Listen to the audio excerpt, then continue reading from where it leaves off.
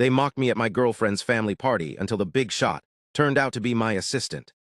For 3 straight hours, my girlfriend's family called me a worthless charity case. For those same 3 hours, they fawned over some big shot investor who was the star of the party. The laughter, the condescending questions, the insults, it was nonstop. And I just sat there, taking it all with a polite, clenched smile.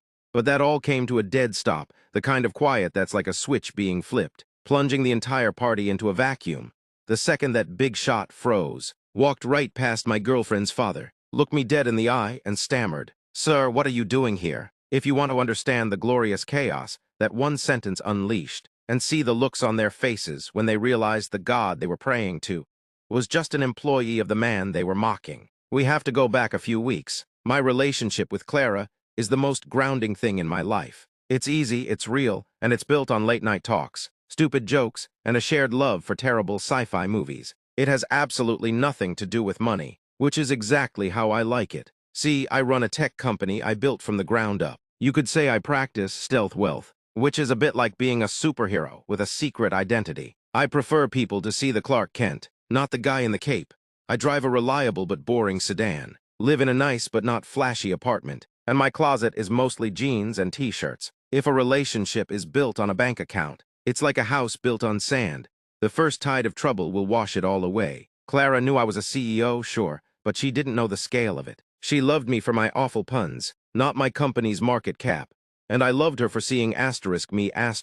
So when she invited me to her dad's 60th birthday, a knot of dread instantly formed in my stomach. I'd heard stories. They can be a little intense, she'd said, trying to prepare me. They just care a lot about appearances. That was code for status. Then she dropped the other shoe. And just so you know, she said, rolling her eyes, my parents will probably be parading some of my dad's business contacts in front of me. They're always trying to play matchmaker with someone they see as a good fit. The knot in my stomach tightened. It felt like I was about to walk into an ambush, designed to prove I wasn't good enough for her. Just be yourself, she said, squeezing my hand. I appreciated it, but I had a feeling myself was the last person they wanted to meet. For a second, I thought about renting a supercar just to make it easier on Clara, but the idea felt like a betrayal. No, I'd go as me.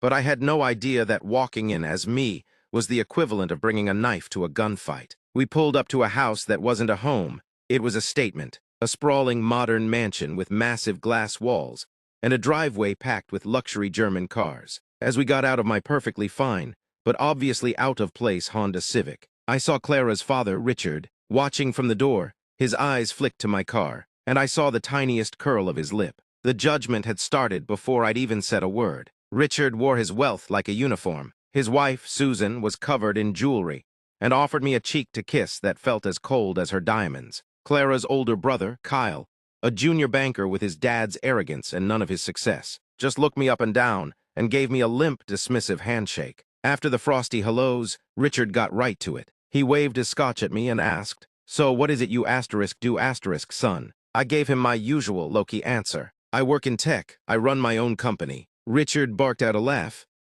Another one? Every kid in a hoodie has a startup these days. Working out of the garage, are we? So are you pre-revenue or just post-hope? Susan chimed in, her voice dripping with fake sweetness. "Oh, that's nice, dear. It's so important to have a hobby." A hobby. It was like every word I said was a coin they were testing for its gold content. And in their eyes, everything I had was counterfeit. I felt the heat rise in my neck. But I just smiled. Clara jumped in. "Dad, his company is doing really well." Richard just waved her off. Good. Good ambition is healthy. He then turned to the other guests and announced, "Clara's found herself an ambitious one," as if I were a stray dog she'd brought home. The whole evening was like that. When Kyle asked what I drove, and I told him a Civic, he smirked into his champagne. "A Civic, wow, okay, gets you from A to B. I guess most of the time." They asked where I lived, and Susan's face filled with pity. "Oh, that's quaint. You must be saving a fortune." Very smart. I was an object of pity. Clara's little project. I could feel Clara getting angrier beside me. A few times she tried to defend me, but it only made them double down. I'd catch her eye and give a tiny shake of my head. "It's okay, I can take it." But I didn't realize they were just warming up. The main event, and the real humiliation, was about to roar up the driveway. As the sun started to set, the main event arrived. A blood-red, obnoxiously loud Ferrari roared up the driveway, and out stepped Preston. He was exactly what you'd picture. Tight suit, big watch, and a smile that never touched his eyes. The family's reaction was immediate. Richard's face lit up. Preston. There he is. Susan practically floated across the patio to greet him, abandoning her conversation mid-sentence.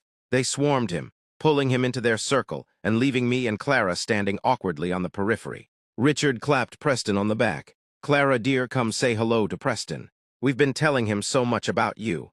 Clara politely endured the introduction while I stood back. What followed was a masterclass in humiliation by proxy. I wasn't a guest anymore. I was a prop for their next conversation.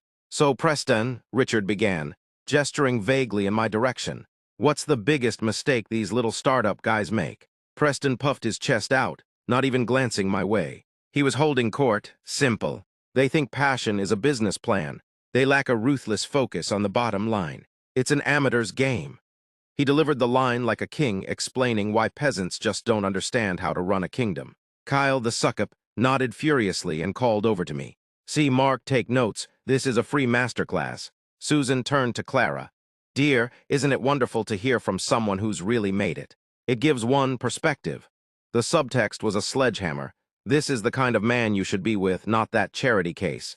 The worst part was when Richard put his arm around my shoulder, pulling me into the circle like a court jester. "Come on, Mark, don't be shy. Tell Preston your biggest business accomplishment. What's the crown jewel of your little operation?"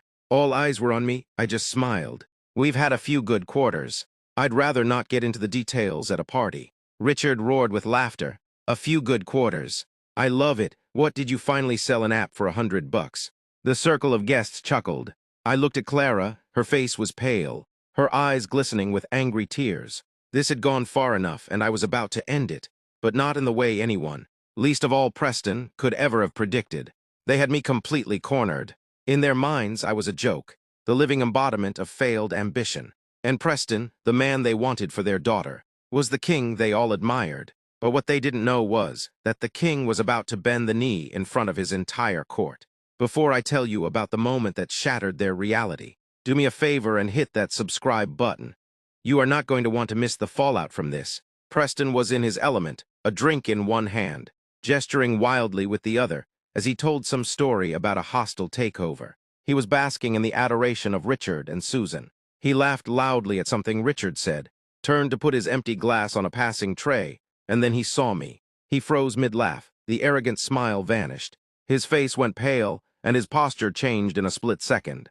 The swagger was gone. His shoulders straightened. He took a step, then another, walking directly toward me. The family watched, confused. Richard lowered his glass. They probably thought Preston was coming over to give the little guy one last crushing piece of advice. Preston stopped a few feet from me. He completely ignored Richard, Susan, and Kyle. In a quiet, stunned voice, he said, "Sir, Mr. Evans, what are you doing here?" Silence, the most profound, absolute silence I have ever heard. Richard looked from me to Preston and back again. "Sir, what are you talking about, Preston? This is Mark." Preston looked at Richard as if he'd lost his mind, then turned back to me, his voice now full of deference for the entire party to hear. "This is Mark Evans. He's my boss. He's the founder and CEO of the company I work for." The scene was like a movie where everyone suddenly realized the pizza delivery guy was actually the film's director. Preston looked around at the stunned faces. "I'm the VP of European expansion. That Ferrari in the driveway, that's a company car Mr. Evans signed off on. Everything I have, my entire career, is because this man took a chance on me." He gestured at me. "He's one of the quietest, most humble guys I know, but don't let the t-shirt fool you. You're talking to the guy who owns the whole game." Susan's jaw was slack. Her smile melted into a mask of pure shock. Kyle looked back and forth between me and Preston like his brain was short-circuiting. The big shot had just called the hobbyist. Sir, their world was shattered, and the most satisfying part was that all I had to do now was walk away. I let the silence hang in the air for a couple of extra seconds, savoring it, then I gave Preston a calm nod. "It's good to see you, Preston. You're doing good work." I turned to a beaming Clara, who looked like she was about to start cheering. "I think it's time we left," I said softly. Grinning from ear to ear, Clara took my hand. Her grip was electric. "I think you're right." We turned and walked away, right through the middle of their shattered reality. I didn't look back. I didn't have to. I could feel their stunned eyes on my back. We walked past the obnoxious Ferrari. right to my out-of-place Honda Civic. Getting into that car never felt so good. It was the quietest, most powerful victory lap of my life. But that victory lap wasn't over. The most pathetic, frantic, and deeply satisfying part was about to begin, and it would arrive on my phone screen. The second the car door closed, Clara burst out laughing, a laugh of pure joy and relief. "Oh my God," she gasped. "They're asterisk faces asterisk. Did you see them?" She playfully punched my arm. "Why didn't you tell me? Offices in 3 countries is a bit of an understatement, isn't it?" I just smiled and pulled her close. "Because it never mattered, this," I said, gesturing between us, "is what matters, the rest is just noise." The noise started about 10 minutes later. My phone buzzed nonstop, a flood of frantic, fawning, deeply apologetic texts and voicemails from Richard, Susan, and Kyle. I ignored them all and let Clara handle it. She sent a single, perfect text to her family group chat. "What you did tonight was humiliating and disgusting. You owe Mark a sincere apology, but I suggest you wait until you've done some serious thinking about why you treat people that way." Our relationship, already strong, became rock solid that night, and her family, their sudden switch was like watching a cheap coat of paint being slapped on a rotten wall. It looked different, but you knew the decay was still underneath.